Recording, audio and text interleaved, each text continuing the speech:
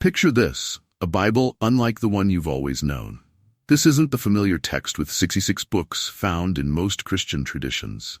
Instead, this Bible contains 88 books, texts filled with revelations so extraordinary, so transformative, that they were hidden from the wider Christian world for centuries. These additional writings, deemed too provocative or dangerous by early church authorities, contain truths about humanity's spiritual history that you've likely never encountered. But why were they excluded? What if I told you that within these lost books are insights about fallen angels, the Nephilim, and prophecies that unveil an entirely different perspective on the end of the world? These hidden texts explore topics rarely discussed: the cosmic struggle between good and evil, the roles of angels and demons in shaping the world, and the heavenly hierarchies that govern creation. Today, we're uncovering the mysteries of the Ethiopian Orthodox Bible, a version of Scripture that has safeguarded these long-lost writings for centuries. But why were they omitted from the versions of the Bible most Christians know today? And what made these texts so unsettling to early church leaders? By the end of this exploration, you'll not only discover why these books were considered dangerous, but also how their revelations could transform how you view the entire Bible. Let's dive in.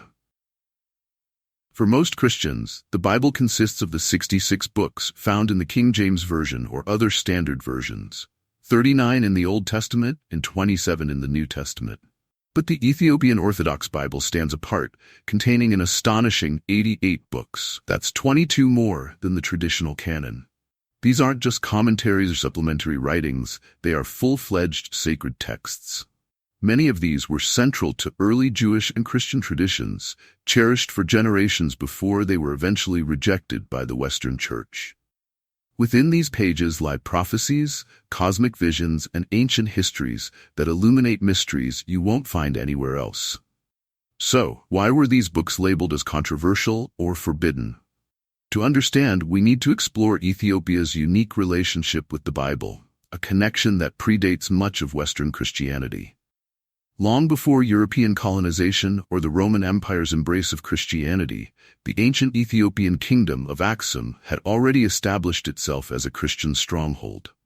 In the 4th century AD, Aksum officially adopted Christianity as its state religion, making Ethiopia one of the first nations in the world to do so. Their spiritual journey was deeply tied to the Bible, written in Ge'ez, an ancient Ethiopian language that preserved many sacred texts excluded by Western traditions. But Ethiopia's connection to biblical history runs even deeper, stretching back to the era of King Solomon.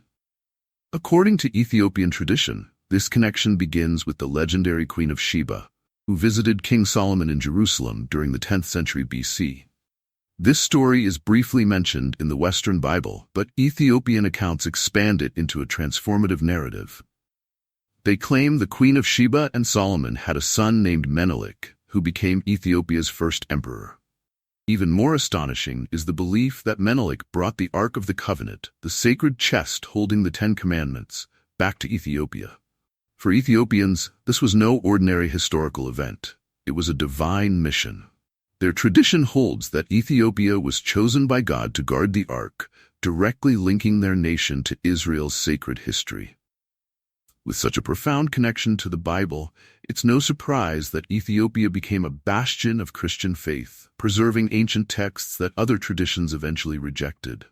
As Western Europe shaped the biblical canon during the Roman Empire's dominance, Ethiopia stood apart, safeguarding writings that the Western Church found too mystical, too tied to Jewish traditions, or too speculative. But why did these texts make the early church so uncomfortable? Why were books like the Book of Enoch and Jubilees excluded from the Standard Bible? Many of these writings explore spiritual themes that were considered too esoteric or unorthodox for inclusion. Take the Book of Enoch, for example. It describes fallen angels, the Nephilim, giant beings born from angels and humans, and God's cosmic judgment. These accounts delve deeply into the nature of heaven, hell, and sin, themes that were seen as overly speculative by early church leaders. Other texts, like Jubilees and the Maccabees, emphasize adherence to Jewish laws, such as the Sabbath and dietary rules. At a time when Christianity was trying to distinguish itself from Judaism, These books were perceived as a threat to the emerging Christian identity. There was also a political dimension to the exclusion of these texts. As church leaders worked to establish a unified doctrine, they feared that allowing diverse interpretations of theology, especially concerning angels, the afterlife, and divine judgment, could lead to divisions and heresy. The Council of Nicaea in 325 AD played a pivotal role in narrowing the biblical canon, excluding texts that didn't align with their vision of orthodoxy. Ethiopia, however, was unaffected by these decisions. Isolated from Western influence, it preserved its ancient traditions, including these forbidden books within its Orthodox Bible. During the colonial era, Ethiopia's unique Bible became a symbol of resistance.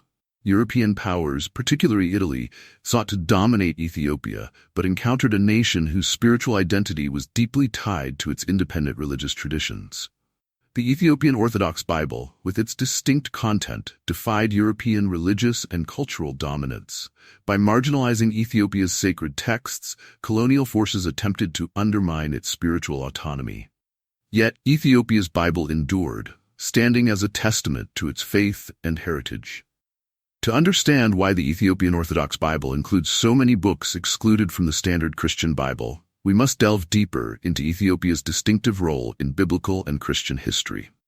Our journey begins in the 4th century AD, a time when much of the world had yet to embrace Christianity. In this era, the powerful Aksumite kingdom, situated in what is now Ethiopia, made a groundbreaking decision to adopt Christianity as its state religion.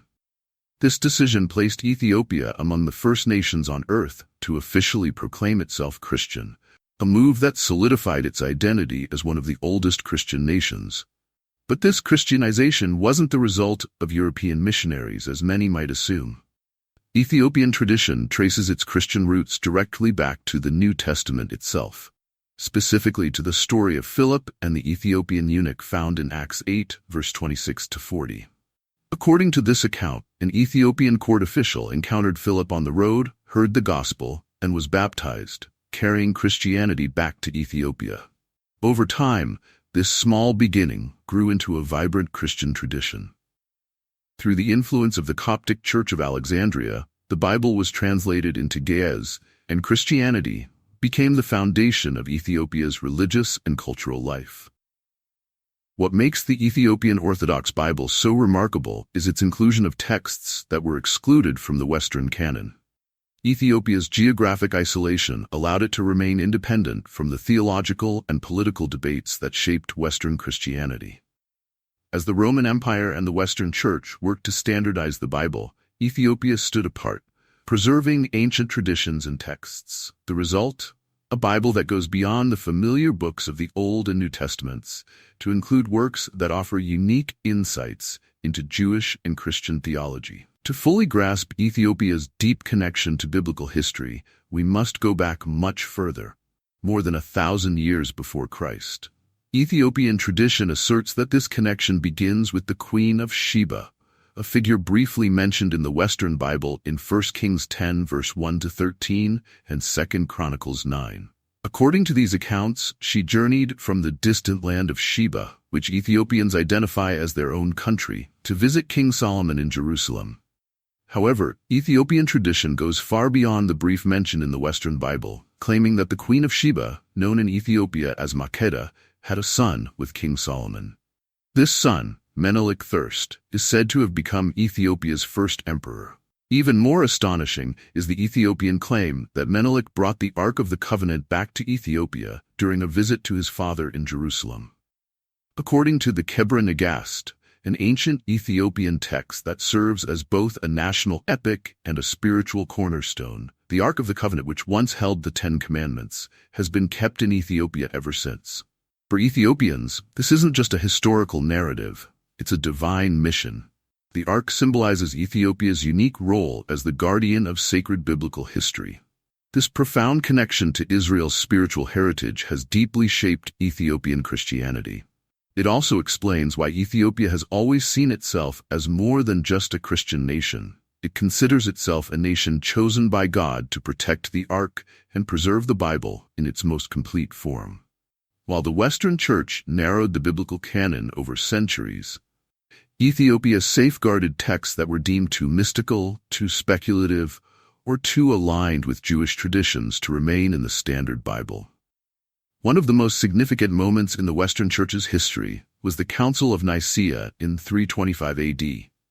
It was here that church leaders convened to define Christian doctrine and determine which books would be included in the Bible. Texts that didn't align with their theological goals were excluded, including books like the Book of Enoch and Jubilees. These writings were considered problematic because they explored topics that made the early church uncomfortable, like the nature of angels, the apocalypse, and adherence to Jewish law. The Book of Enoch, for instance, offers vivid descriptions of celestial beings, their rebellion, and their interactions with humanity. The Book of Jubilees focuses on a strict adherence to Jewish customs, such as observing the Sabbath and dietary laws. At a time when Christianity sought to distinguish itself from Judaism and present a unified doctrine, these texts were seen as obstacles. Western church leaders believed their inclusion could lead to confusion or heresy among early believers. Ethiopia, however, remained unaffected by these decisions. Because of its geographic and cultural independence, it stayed connected to its early Coptic Christian roots and retained a much broader range of biblical texts. This is why the Ethiopian Orthodox Bible includes 22 additional books, texts that the Western Church deemed unnecessary or unorthodox. Ethiopia's relative isolation allowed it to become a spiritual stronghold, preserving sacred writings that were eventually forgotten by much of the Christian world. This profound connection to Israel's spiritual heritage has deeply shaped Ethiopian Christianity. It also explains why Ethiopia has always seen itself as more than just a Christian nation. It considers itself a nation chosen by God to protect the Ark and preserve the Bible in its most complete form. While the Western Church narrowed the biblical canon over centuries, Ethiopia safeguarded texts that were deemed too mystical, too speculative, or too aligned with Jewish traditions to remain in the Standard Bible. One of the most significant moments in the Western Church's history was the Council of Nicaea in 325 AD. It was here that church leaders convened to define Christian doctrine and determine which books would be included in the Bible. Texts that didn't align with their theological goals were excluded, including books like the Book of Enoch and Jubilees. These writings were considered problematic because they explored topics that made the early church uncomfortable, like the nature of angels, the apocalypse, and adherence to Jewish law. The Book of Enoch, for instance, offers vivid descriptions of celestial beings, their rebellion, and their interactions with humanity. The Book of Jubilees focuses on a strict adherence to Jewish customs, such as observing the Sabbath and dietary laws. At a time when Christianity sought to distinguish itself from Judaism and present a unified doctrine, these texts were seen as obstacles. Western church leaders believed their inclusion could lead to confusion or heresy among early believers. Ethiopia, however, remained unaffected by these decisions. Because of its geographic and cultural independence, it stayed connected to its early Coptic Christian roots and retained a much broader range of biblical texts. This is why the Ethiopian Orthodox Bible includes 22 additional books, texts that the Western Church deemed unnecessary or unorthodox. Ethiopia's relative isolation allowed it to become a spiritual stronghold, preserving sacred writings that were eventually forgotten by much of the Christian world. The Ethiopian Orthodox Bible isn't just a relic of the past, it's a living testament to an unbroken Christian tradition. It challenges the idea that the biblical canon is universal or immutable by offering a glimpse into an alternative understanding of Christianity, one that embraces texts like the Book of Enoch and the Maccabees as integral to the faith. These texts explore themes that the Western Church moved away from, including the spiritual mysteries of heaven, the nature of angels, and God's cosmic plan for humanity. The Book of Enoch, for example, delves into the story of the Watchers, fallen angels who descended to earth, mated with human women, and gave birth to the Nephilim, a race of giants. These angels also shared forbidden knowledge with humanity, teaching them skills like weapon-making and astrology. The corruption they caused led to widespread chaos, prompting God to send the Great Flood. Western church leaders deemed these accounts too speculative, choosing instead to focus on the life death, and resurrection of Christ. But for Ethiopia, these stories were never considered distractions. They were seen as vital pieces of the puzzle that reveal the ongoing spiritual battle between good and evil. Another reason these books were excluded is their close ties to Judaism. The Book of Jubilees, often called Little Genesis, retells biblical history with an emphasis on Jewish laws and traditions. It portrays practices like observing the Sabbath and dietary laws as eternal commandments, meant to be followed by all of God's people. At a time when the early Christian church was trying to attract Gentile converts, such strict adherence to Jewish law was seen as incompatible with the message of salvation through Christ alone. Ethiopia, however, has always embraced its Jewish heritage. The Ethiopian Orthodox Church traces its lineage back to King Solomon and the Queen of Sheba, and it sees no contradiction between observing Jewish traditions and following Christ. As a result, texts like Jubilees and the Maccabees have remained central to Ethiopian Christianity. These books celebrate faithfulness to God's law and the heroic resistance of those who refuse to abandon it, even in the face of persecution. For example, the Maccabees recounts the Jewish revolt against foreign rulers, including the miraculous rededication of the temple, which is still celebrated today as Hanukkah. Western Christianity relegated these stories to the Apocrypha, but Ethiopia has always revered them as examples of unwavering faith and divine intervention. Another banned text, the Ascension of Isaiah, offers one of the most vivid descriptions of the heavenly realms in early Christian literature. It describes the prophet Isaiah's journey through the seven heavens, where he witnesses the cosmic battle between good and evil. At its climax, Isaiah sees a vision of the Messiah descending from heaven, taking human form, and ultimately defeating Satan. This mystical text, which foreshadows many New Testament themes, was excluded from the Western canon for being too speculative. Ethiopia, however, embraced it as a powerful testament to God's divine plan. The preservation of these books in Ethiopia isn't just a historical anomaly. It's a testament to a different approach to faith. While the Western Church prioritized uniformity and orthodoxy, Ethiopia preserved the full breadth of early Christian and Jewish traditions. These texts reveal a richer, more complex understanding of spirituality, one that continues to resonate today.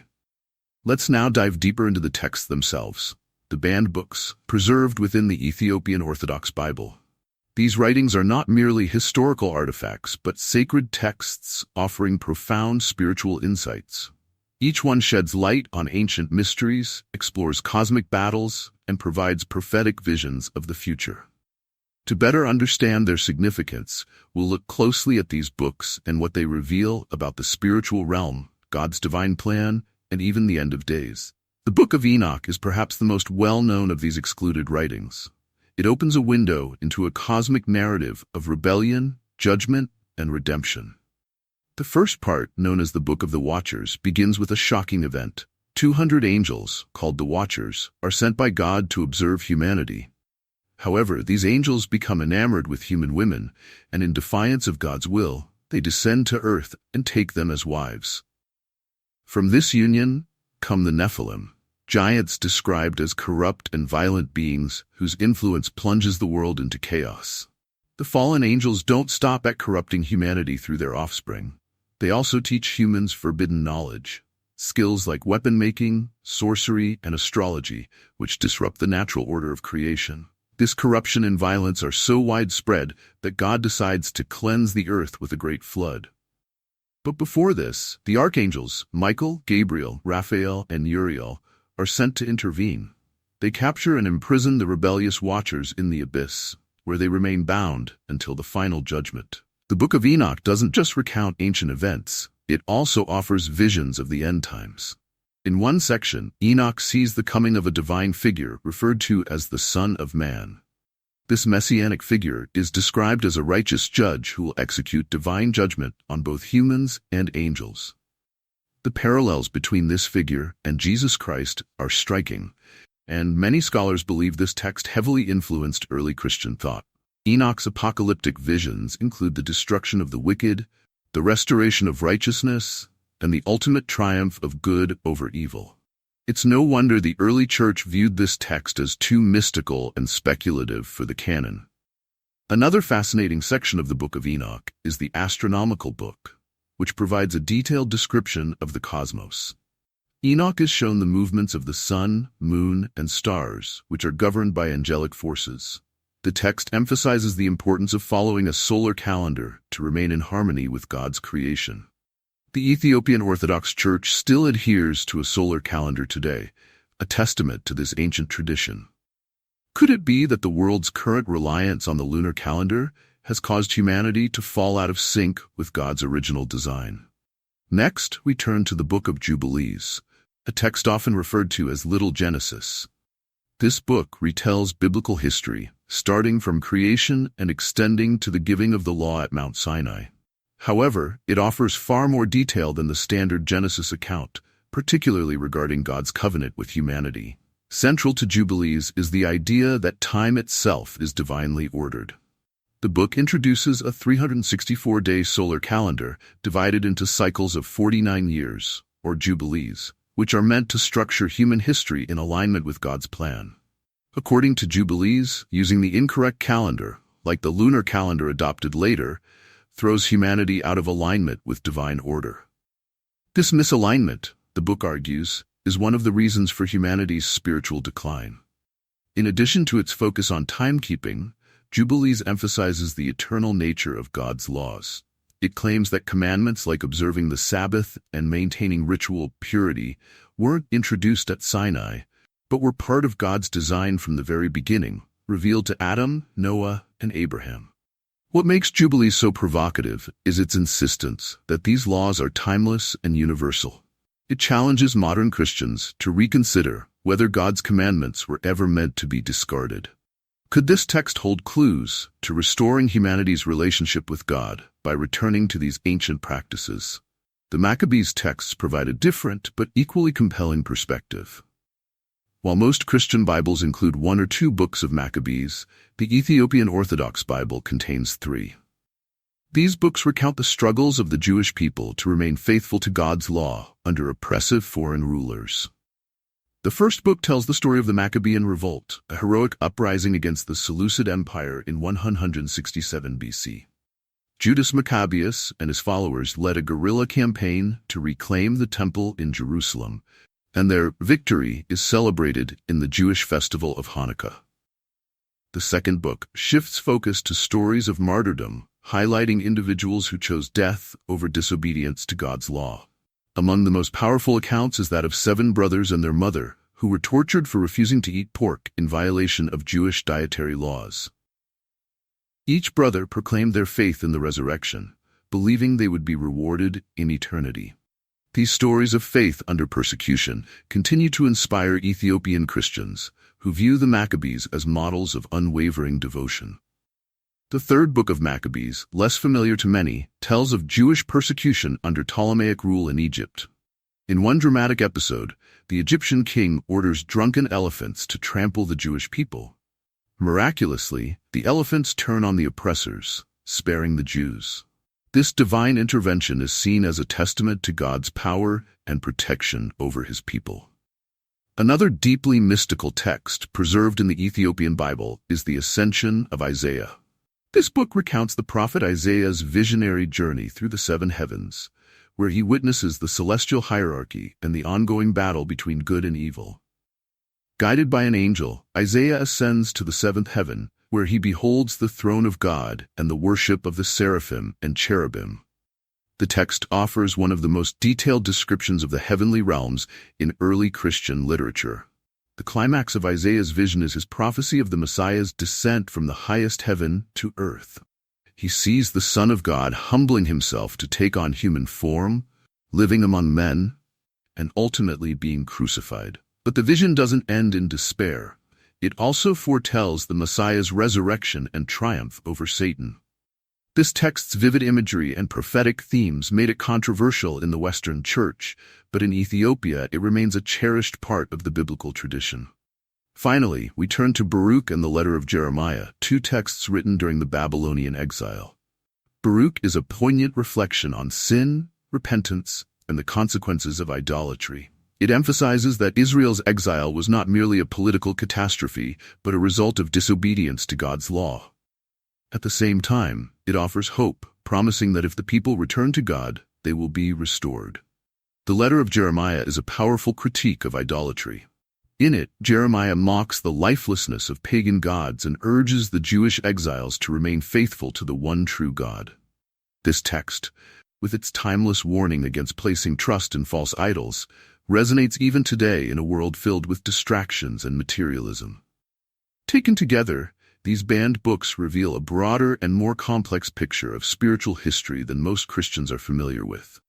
They delve into the mysteries of the angelic realm, the nature of divine judgment, and humanity's place in God's plan. But they also raise profound questions.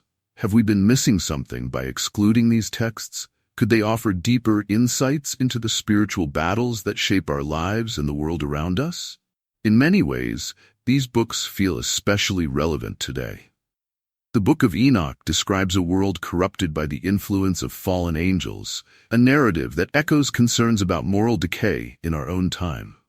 The apocalyptic visions of Enoch and Isaiah speak of a cosmic battle between good and evil that feels all too real in an age of global conflict and spiritual unrest. The emphasis on God's laws and jubilees challenges us to reconsider whether we've strayed too far from the foundational principles of faith. The Ethiopian Orthodox Bible stands as a unique spiritual archive, a collection of texts that many other Christian traditions have either overlooked or deliberately set aside. The reasons for this exclusion are rooted in theology, politics, and history. But as we've seen, the insights these books offer go beyond the boundaries of traditional doctrine.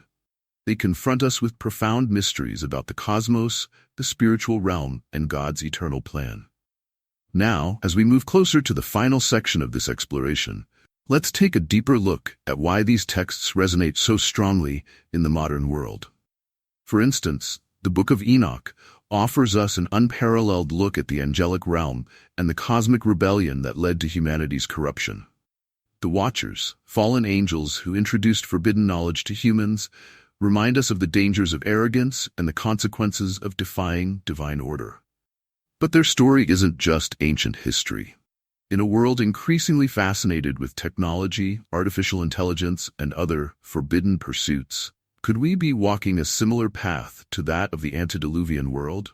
Enoch's warnings about moral decay and divine judgment carry a relevance that is impossible to ignore. Similarly, Jubilees presents a striking challenge to modern Christianity. It insists on the timelessness of God's laws given to humanity before Moses and meant to be followed forever. This raises uncomfortable questions. Has modern Christianity strayed too far from its roots? Should the laws outlined in Jubilees still apply today? The Ethiopian Orthodox Church's continued observance of these laws serves as a living example of what it looks like to maintain a close connection to the faith of the patriarchs. The Maccabees, meanwhile, offer lessons in courage, faith, and resistance. In a time when cultural and political pressures often force believers to compromise their values, the stories of the Maccabean martyrs inspire us to remain steadfast. Their unshakable faith in God, even in the face of death, serves as a reminder that true devotion often comes with sacrifice. The parallels to modern struggles, whether in standing firm against societal pressures or defending religious freedom, are undeniable. Then there's the ascension of Isaiah, which peels back the veil on the heavenly realms, revealing the intricate hierarchy of angels and the ultimate victory of good over evil. In a world obsessed with what lies beyond, whether through science fiction, New Age spirituality, or even modern interpretations of prophecy, this text provides a deeply biblical perspective on the unseen forces at work. Isaiah's vision of the Messiah's descent from the highest heaven to redeem humanity aligns closely with Christian theology, but it also challenges us to think about the larger cosmic implications of Christ's mission. The Book of Baruch and the letter of Jeremiah offer equally timeless warnings about idolatry and repentance. While these texts were written in the context of the Babylonian exile, their messages transcend time. Idolatry today doesn't always take the form of golden statues. It can manifest in materialism, technology, power, or even the worship of self. These texts call us to examine where we place our trust and urge us to turn back to the one true God. Their warnings feel especially relevant in a modern world filled with distractions that pull us away from spiritual truth. What makes the Ethiopian Orthodox Bible so significant is not just the content of these books, but the very fact that they were preserved. During the colonial period, when European powers sought to impose their religious and cultural dominance, Ethiopia's steadfast commitment to its Orthodox tradition served as an act of defiance. The Ethiopian Church wasn't just preserving texts, it was preserving an alternative vision of Christianity, one that refused to conform to the decisions of the Western Church. By holding on to these texts, Ethiopia safeguarded a spiritual heritage that challenges our understanding of what Christianity is and what it could be. These books remind us that the Bible, as we know it, is the result of human decisions influenced by politics, culture, and power struggles. The Ethiopian Orthodox Bible invites us to reconsider those decisions and to ask whether something vital has been lost in the process. As we face a world filled with spiritual unrest, global crises, and a growing hunger for meaning, perhaps these banned books hold the keys to understanding what's to come. Enoch's apocalyptic visions, Isaiah's journey through the heavens, and Jubilee's insistence on divine order all point to a cosmic struggle that feels increasingly relevant today. Could it be that these texts, preserved for centuries in Ethiopia, were meant to resurface at this moment in history? Consider the prophecies of the Book of Enoch. It describes a final judgment where both fallen angels and wicked humans are held accountable for their actions. In today's world, as conflicts escalate, natural disasters intensify, and moral boundaries blur, many wonder if we are approaching the end times. Enoch's visions, along with the apocalyptic themes in Isaiah and Jubilees, may provide insights into what lies ahead. They challenge us to prepare not only spiritually, but also morally, as we face the increasing chaos of the modern age. Beyond prophecy, these texts offer a profound reminder of the eternal battle between good and evil, a battle not just in the heavens, but within our own hearts and societies. Ephesians 6 verse 12 reminds us that our struggle is not against flesh and blood, but against the rulers, against the authorities, against the powers of this dark world, and against the spiritual forces of evil in the heavenly realms. The Ethiopian Bible's vivid exploration of the angelic realm and the cosmic war between light and darkness brings this spiritual truth into sharper focus. These writings also force us to reconsider what it means to be faithful to God's laws. In a world that often prioritizes convenience and compromise over conviction, the books of Jubilees and Maccabees challenge us to live with integrity. They remind us that God's commandments were never meant to be negotiable or outdated. They are eternal truths designed to guide us toward righteousness. As we conclude this journey through the Ethiopian Orthodox Bible, one thing is clear. These hidden texts are anything but irrelevant. They offer a richer, more nuanced understanding of God's plan, one that speaks directly to the challenges of the modern world. They remind us that Christianity, in its earliest forms, was far more diverse and expansive than the traditions we often see today. The preservation of these books in Ethiopia wasn't accidental, it was providential. As global crises deepen and spiritual questions become more urgent, perhaps it's time to re-examine these texts and the truths they hold. Could it be that the Ethiopian Orthodox Bible was preserved for such a time as this? Could these lost books offer guidance, clarity, and hope as we navigate the uncertainties of the present and the future? Thank you for joining us on this exploration of the Ethiopian Orthodox Bible and the extraordinary texts it contains. If this journey has opened your eyes to new possibilities, don't forget to like, share, and subscribe. Let us know in the comments, which of these books resonated most with you, and what questions do you have about their relevance today? Stay tuned as we continue to uncover the hidden treasures of Scripture.